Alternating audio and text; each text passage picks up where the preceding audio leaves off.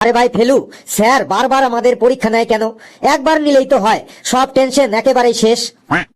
ঠিকই বলেছিস গেটু, আমি তো এটাই বুঝি না যে আমরা বারবার ফেল করি, তাও স্যার আমাদের পরীক্ষা নেয় কেন? তোরা ফেল হবার জন্য এত ভয় পাচ্ছিস কেন বলতো? আমরা এখনো অনেক ছোট্ট। কিন্তু তুই এটা বল, এত পরীক্ষা দিই, পাস কবে করব আমরা? একটা কথা মনে রাখবি, কোন এক মহাপুরুষ বলেছিলেন, আজ করে जो কাল করে जो परसों इतना जल्दी क्यों करे, उम्र पड़े है बरसों। কিন্তু আমি এটা ভেবে পাচ্ছি না, আমরা বারবার ফেল করছি কেন? কি কম আছে আমাদের মধ্যে? আমাদের মধ্যে তো কিছুই কম নেই, উপরওয়ালার দেওয়া সব কিছুই আছে আমাদের কাছে। বই আছে, খাতা আছে, কলম আছে, টাইম আছে, ভালো টিচার আছে, ভালো বন্ধু বান্ধব আছে। শুধু একটা জিনিসই কম আছে, সেটা হলো পড়াশোনা করার মতো মানসিকতা। সব থাকা সত্ত্বেও শুধু পড়াশোনা করার মনটাই নেই আমাদের। এই সবাই চুপ, স্যার আসছে।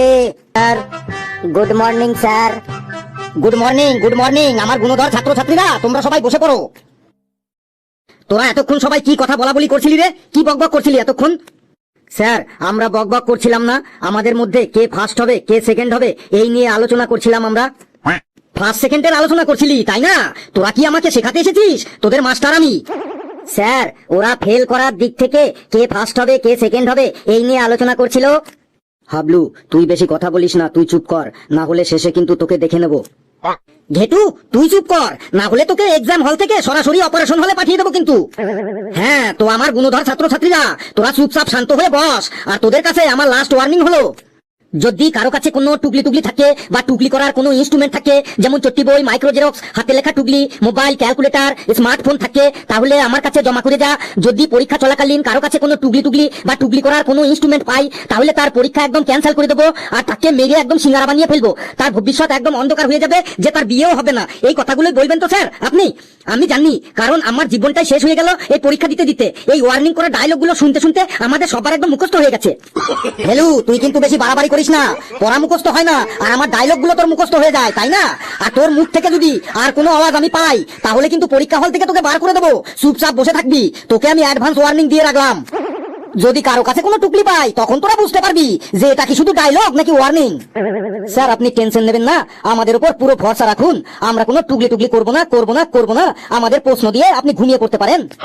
চুপ, আমি প্রশ্ন খাতা দিচ্ছি, সবাই প্রশ্ন খাতা পেলি? আরে বাপ রে বাপ, স্যার আপনি কিন্তু বিশাল স্পিডে আমাদের প্রশ্ন খাতা দিলেন।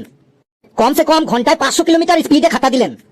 যদি কেউ টুকলি করিস তাহলে কিন্তু ঠিক এত স্পিডে থাপ্পড় খাবি। বেশ, সবাই আগে প্রশ্নটা 5 মিনিট ভালো করে দেখে নে, তারপর অ্যান্সার লিখবি। হেলুরে তুই তো বলেছিলি আজকে অঙ্ক পরীক্ষা, তাহলে এটা কিসের প্রশ্ন, কি ভাষা এটা বুঝতে পারছি না। আরে প্রশ্নটা তুই উল্টো করে ধরেছিস, ওটা অঙ্কেরই প্রশ্ন। প্রশ্নটা সোজা কর, তাহলে বুঝতে পারবি। ঠিক বলেছিস বন্ধু, আমি প্রশ্নটা উল্টো করে ধরেছিলাম, তাই আমি বুঝতে পারছিলাম না এটা কোন ভাষা। বেশ 5 মিনিট হয়ে গেছে, এবার খাতার উপরে সবার নিজের নাম লেখ, তারপর ক্লাস, তারপর রোল, তারপর সেকশন, তারপর তোদের যার যার ফেসবুক আইডির নাম, ইনস্টাগ্রাম আইডির নাম, ফেসবুকে কতগুলো ফ্রেন্ডস আছে তাদের নাম, ইনস্টাগ্রামে কতগুলো ফলোয়ার্স আছে তাদের নাম। সবাই লিখলি? হ্যাঁ স্যার লিখলাম। নে এবার উত্তর লেখা শুরু কর। On your mark, ready, steady, go. Sir আমাকে একটা খাতা দেবেন? কেন রে? এই তো এইমাত্র খাতা দিলাম। হ্যাঁ স্যার ওই খাতাটায় ভুল হয়েছে, রোল নম্বরের জায়গায় ভুল করে আমি আমার ফোন নম্বর লিখে ফেলেছি। সবসময় ফোন নিয়ে থাকবি তো কি করবি? আর খাতা দেওয়া যাবে না, তোর ফোন নম্বর কেটে রোল নম্বর লেখ।